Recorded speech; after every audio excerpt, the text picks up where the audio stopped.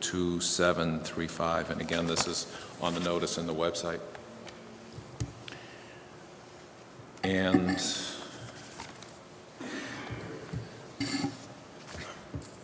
the budget presentation. Okay. I'll give the floor to Ms. Hinois if you want to start.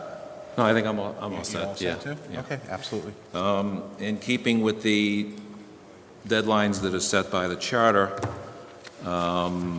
myself and the finance team have been working on putting a budget together for the council to meet those timelines. It's our privilege to present a balanced budget to the town of Southbridge for fiscal 2015 to the town council. Most of the approach and practices used in the presentation followed those of previous town manager Christopher Clark. In reviewing the presentations and budgets of the past few years, attempts were made to provide budget equity while at the same time providing for future stability and balanced budgets. One example is the town's experience in the bond marketplace to permanently finance the new middle high school projects, the Standard & Poor's top 10 management characteristics of highly rated U.S. public finance issues has been a document that has guided Mr. Clark and the finance team throughout his tenure, and it's attached to copies of the presentation that the council has. Every effort's been made to maintain the policies implemented and to follow that document, and the success of these policies has been clearly illustrated in the recent improvement to Southbridge's bond rating from A+ to AA-.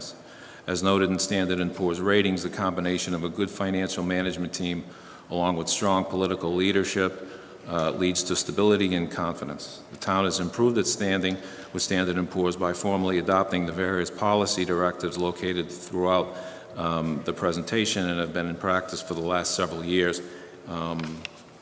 You might note that in the copy of this document or presentation, there are boxes with the different policies, starting with free cash policy on page 3. These are just for informational purposes and not for any work or adoption tonight. The council has already adopted these. The FY 2015 budget builds on concepts highlighted over the last several years, maintaining the services the community currently enjoys, and takes advantage of opportunities presented with the landfill royalty account to meet significant challenges facing the town in retirement and other post-employment benefits, or OPEB. Along with the finance team, I've endeavored to provide a stable, consistent budget with only moderate increases. The FY 2015 budget calls for a comparatively modest tax increase of 4.52% for total town operating expenses. The percentage increase from fiscal year 2013 to fiscal year 2014 was 3.96%.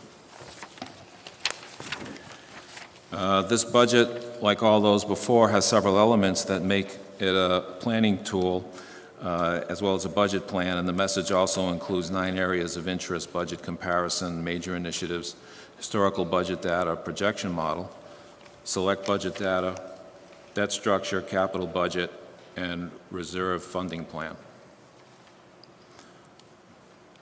I think the first slide you might see is a breakdown of the revenues for fiscal 2015 that make up the total budget of $49,609,780, with the following page being a more comprehensive breakdown of the expenses.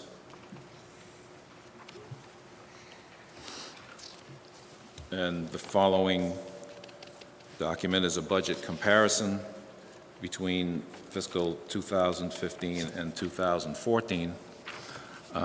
This document is designed to provide an overview of the fiscal 2015 general fund budget. The total general fund revenue for 2015 is $49,609,780, and the total anticipated expenditures are the same, allowing at present for a balanced budget.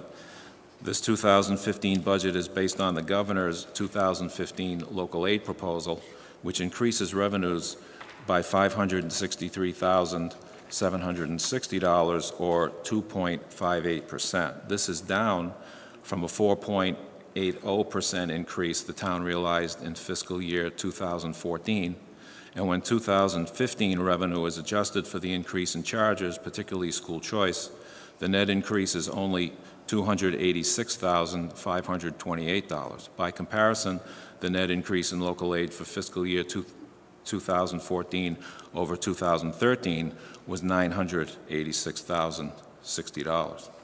Certainly, with this level of decline in local aid, more pressure is put on other revenue sources, particularly the tax levy, if the town is to maintain its goals of equity and maintenance of services. Therefore, it's recommended that to support the operating budget, the tax levy be increased $794,961, which includes $150,000 in new growth. The percentage increase is 4.52% compared to 3.96% increase for the present fiscal year. On free cash is decreased from last year's $2,037,997, but we are not utilizing the full amount of certified free cash because some has already been spent and some is being held in reserve to help balance the budget. The budget plan only calls for using $900,000 with our long-term goal to reduce this utilization. Our target of $900,000 will remain, but our utilization will be reduced over time to gain further flexibility. We also plan to use $50,000 from overlay surplus to support the budget. No anticipated use of stabilization funds is contemplated. For local receipts, they remain fairly flat as motor vehicle receipts edged up along with other items, but are offset by reductions in the Medicare reimbursement and ambulance receipts. The landfill royalty account will be discussed in a separate section. The town is moving forward with the sale of 3 properties, 80 Marcy Street, 115 Marcy Street, and 70 Foster Street, and it's hoped that the sale of 70 Foster and 115 Marcy will occur in a short period of time. These actual and anticipated revenues will be placed in a sale of land account to be used for capital, debt services, or land purposes. On the expense side, the growth in cherry sheet or state aid offsets is due to school choice receiving tuition coming to the town, which is $31,098. These funds go directly to the school department and therefore are offset against cherry sheet receipts listed above. That refers back to the earlier table that you have on the expense side. State and county charges have increased significantly due to the school choice assessment. Our assessment to Bay Path is dropping as Southbridge student enrollment drops. While the debt exclusion on Bay Path project will grow, this expense will be directly offset by the debt exclusion vote. Total town operating costs increased by $652,184, or 3.12%, compared to $670,385, or 3.32% for fiscal year 2014. Town or departmental operating costs increased $406,233, or 3.42%, and the retirement assessment increased $165,439, or 6.26%. Group health and life insurance increased $72,200, or 2.53%, and general insurance decreased $17,140, or minus 2.38%, and debt remained fairly consistent.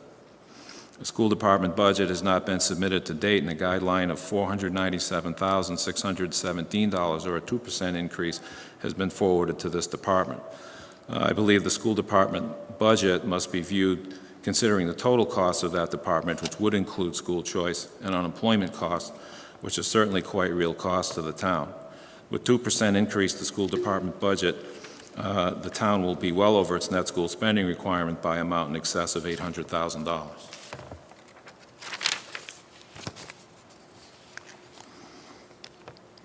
Initiatives for fiscal year 2015 budget.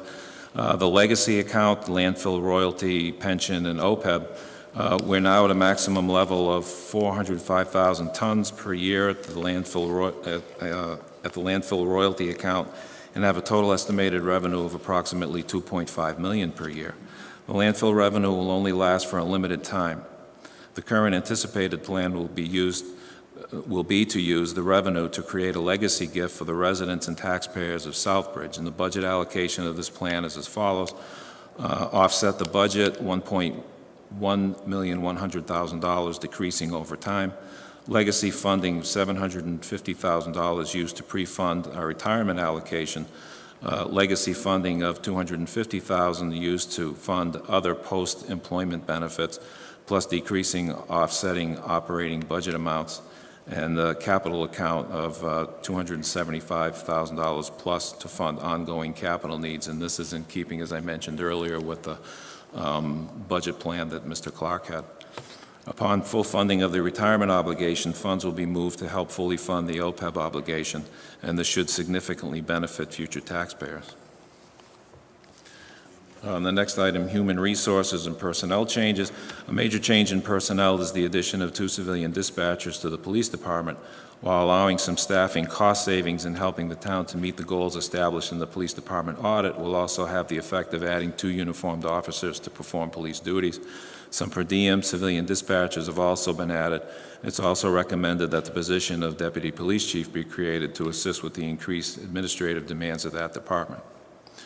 While several requests have come forward within departmental budgets for changes in employee grades, largely due to increases in responsibilities, these are not included in the proposed budget. It's felt that, particularly due to the number of requests, changes should be the result of a comprehensive review of the town's wage and classification plan. Even though justified, these changes must be understood within the larger context of the classification plan and their effect on other positions within the plan.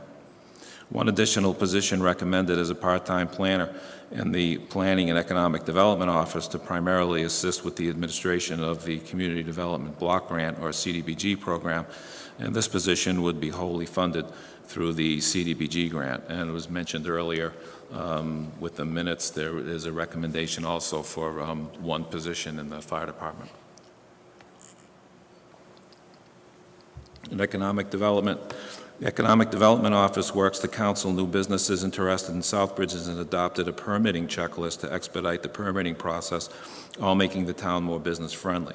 It's also working closely with Quinsigamond Community College on its expansion plans. The purchase and sale agreement for 80 Marcy Street has been structured. With renewed interest, the RFP for 70 Foster Street has been revised and re-advertised. A resolution of the issues surrounding the sale of 115 Marcy Street is expected, allowing either the sale or re-advertisement of the RFP for that property. The sale of these buildings will add to our sale of real estate account, already in excess of $100,000. The redevelopment of these properties will have multiple benefits to the town, such as increasing the tax base, generating jobs, and replacing vacant buildings with viable businesses. The town can also benefit by saving its carrying costs of some of these buildings, including heat, electricity, and insurance. The town has also taken steps to resolve questions on the future of the airport. The feasibility study has been completed by Allied Appraisal, and the council has voted to continue the use of the property as an airport, and then voted to renew the contract with Stantec to resume Phase 2 of the airport operations. The airport's a unique asset, and the town could enhance the value of the nearby industrial parkland. Next is some historical budget data.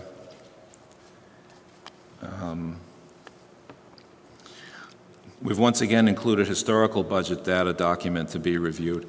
I believe it's important to understand where you've been in order to see where you're going. Items of significance such as cherry sheet receipts, meals tax, school choice assessments, group health and life, unemployment compensation and workers' compensation, injured on duty and property and liability insurance will be covered in the selected data section, including both historical, current, and future projections.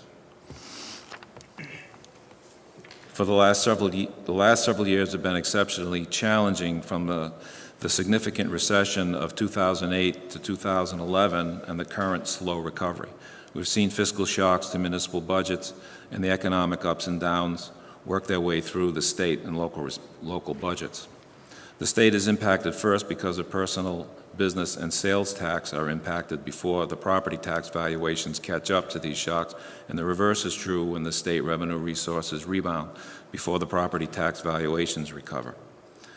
Southbridge budgeting has seen the need to increase local tax receipts through times when the state is cutting its aid to cities and towns, and this has been the practice in many communities. The local property tax was only 31.1% of the fiscal year 2008 budget, where in fiscal year 2012 it was 35.6%.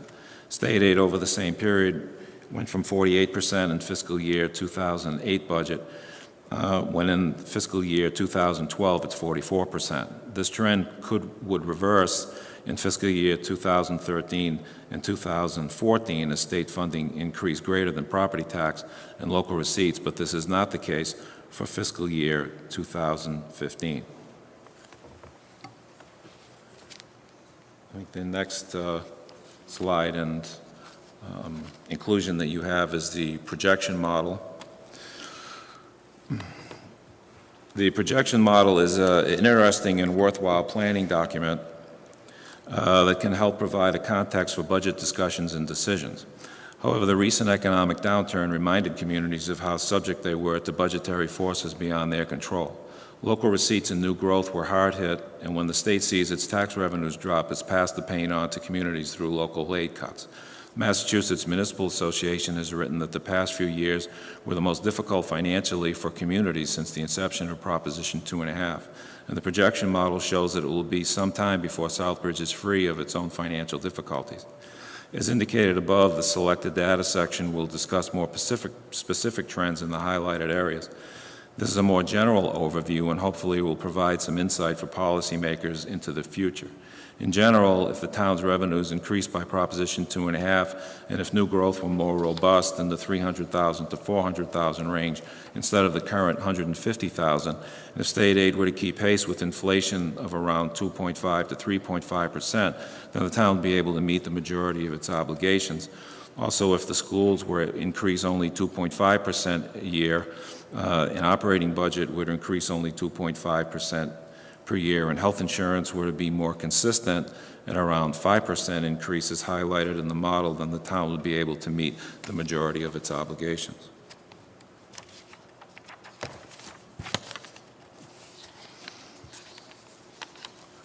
Alternative revenue sources must be explored and cost containment measures taken to balance the budget. The model shows that without the above, we'll run into modest deficits for this foreseeable future.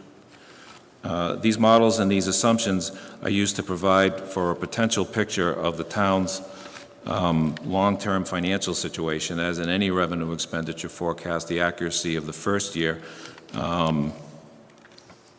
is very high and the accuracy of the out years is lower, as you cannot predict or guarantee future developments. Next, we have some select budget data with charts included, graphs included.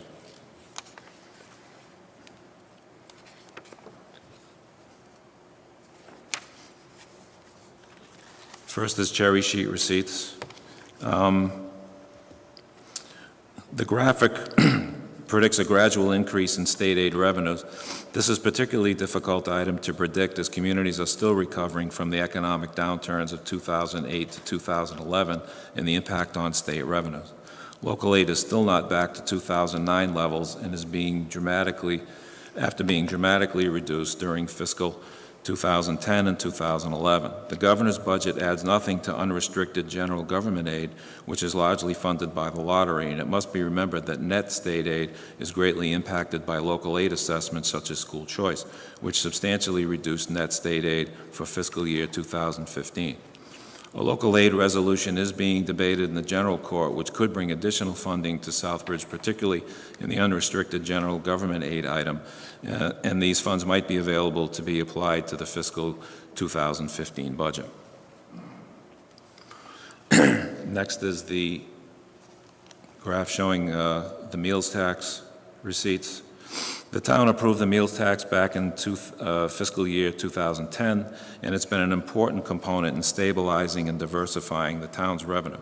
In fiscal year 2010, it generated over $60,000 for a partial year, with the 2011 number climbing above $90,000. In fiscal 2012, receipts were $114,774, and in fiscal 2013, $108,772. Fiscal 2014 receipts are estimated at approximately $115,000. We believe that in the future, this revenue source will grow slightly, but would increase more significantly if the town grows more rapidly overall. The meals tax has been probably the most significant new source of revenue made available to communities in several years, and an important supplement to the property tax and a diversified tax base. The next graphic is school choice.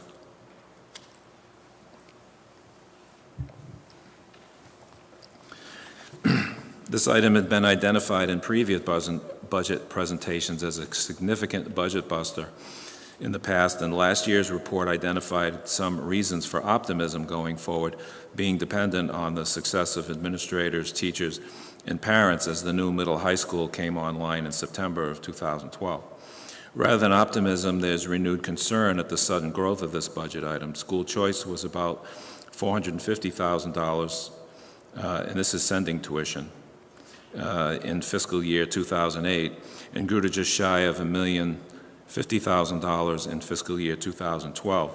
Fiscal year 2013 showed a leveling off. However, the town's assessment for 2015 has jumped $216,688, or 20%, to $1,276,739. This additional charge is a major reason for the net decrease in state aid, and Southbridge's differential between sending and receiving costs is one of the greatest in the state. It remains an item of great concern, and the volatility makes budget forecasting, specifically state aid, difficult. On the next item, group health and life insurance. Health insurance is difficult to budget as rates are based upon experience, and when experience has been good, then increases are modest, such as what happened in fiscal year 2008 to fiscal year 2010.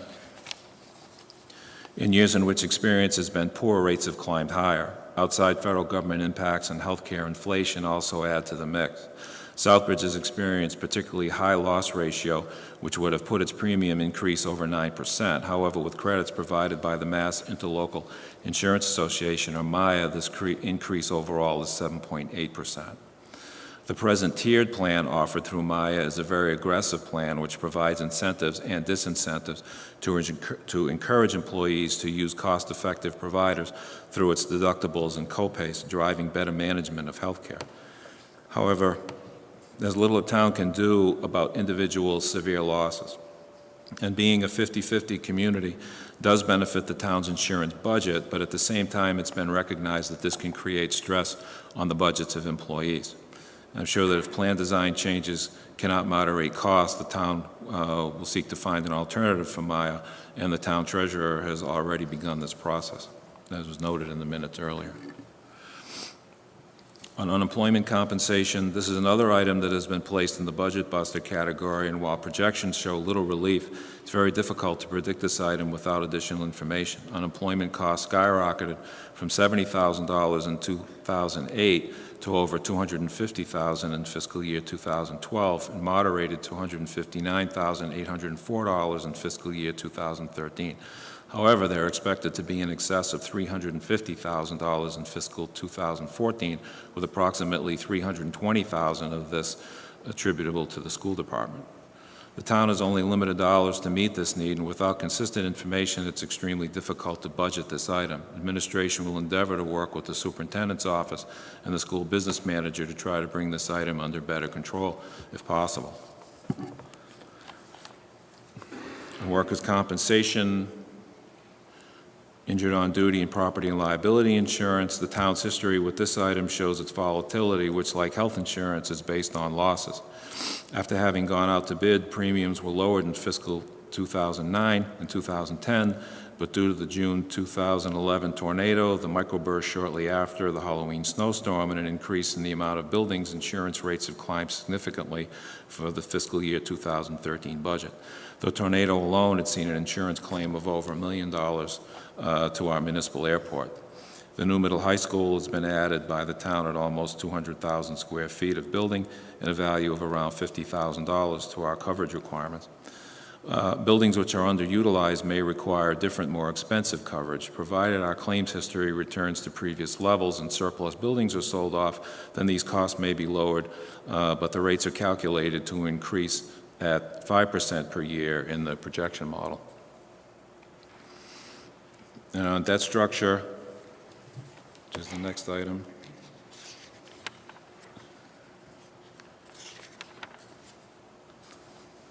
The goal of a debt plan would be to maintain and sustain a consistent level of debt. The charts under this section show both actual debt and proposed figures. In this budget presentation, you'll see three graphs that show, first of all, the net general fund debt without funding for proposed capital plan and funding for the middle high school. And the blue line shows the debt cap per an agreement with the state, which does not leave much room for additional debt over the next several years.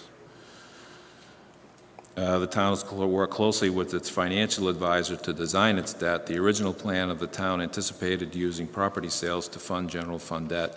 However, due to the weak real estate market, will not count on these resources being readily available.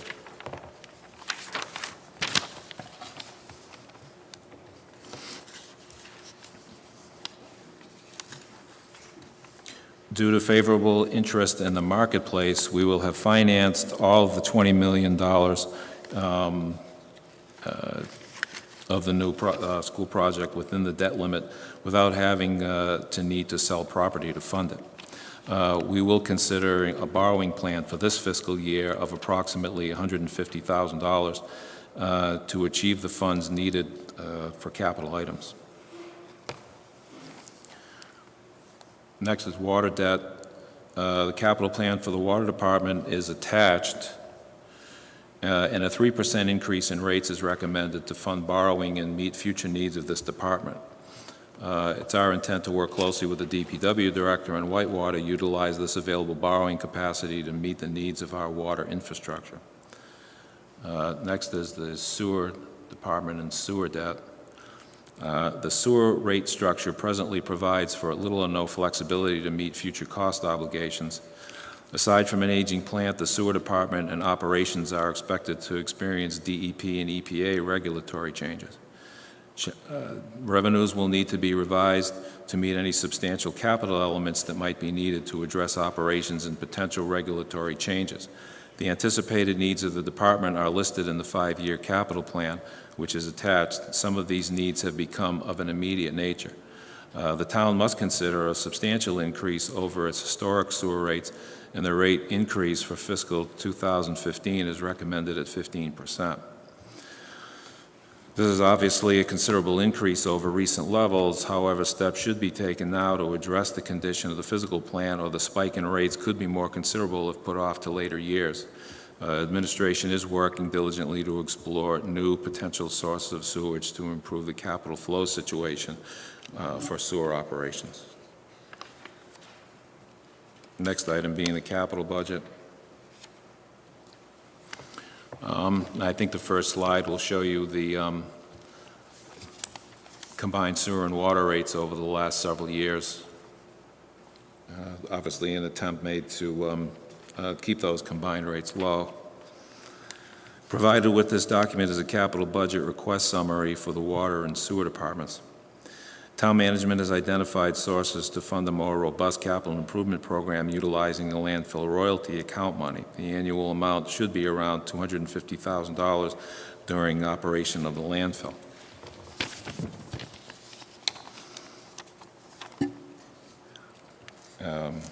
Then next you have the sheets showing the capital items.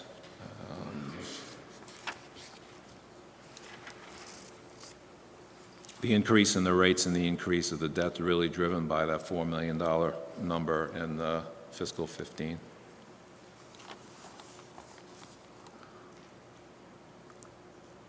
Next is reserve fund balances.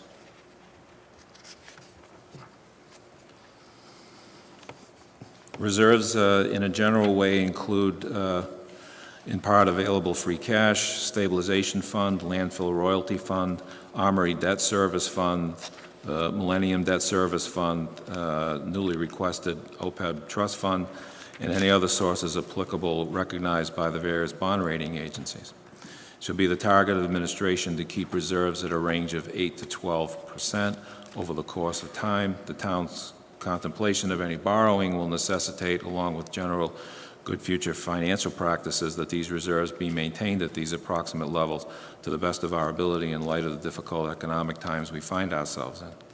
As indicated in the reserve charts, we'll be at our 12% target for reserves in fiscal year 2017.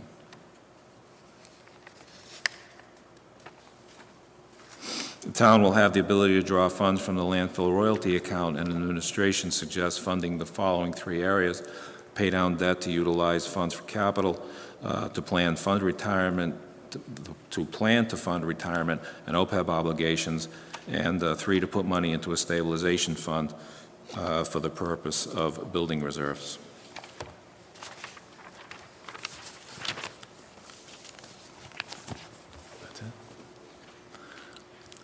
The FY 2015 budget is balanced, and I believe the following suggestions included in this message will strengthen the town financially, economically, and improve and maintain the organization. I certainly want to express my appreciation to the financial management team, Melinda Ernst Fournier, Will Knoyer, and particularly Karen Harnoy, for their assistance in the development of these materials for the town. I want to thank the staff in the town manager's office, Yvonne, Kim, and Cheryl, for their work, along with sincere appreciation to all department heads in providing this additional information for the community to consider. And most importantly, I wish to thank the town council and the residents of the community for the support I've been given to this point, and look forward to continued working with both groups to finalize the fiscal year 2015 budget and for the organization to continue to provide a high level of service to the community at large. Thank you.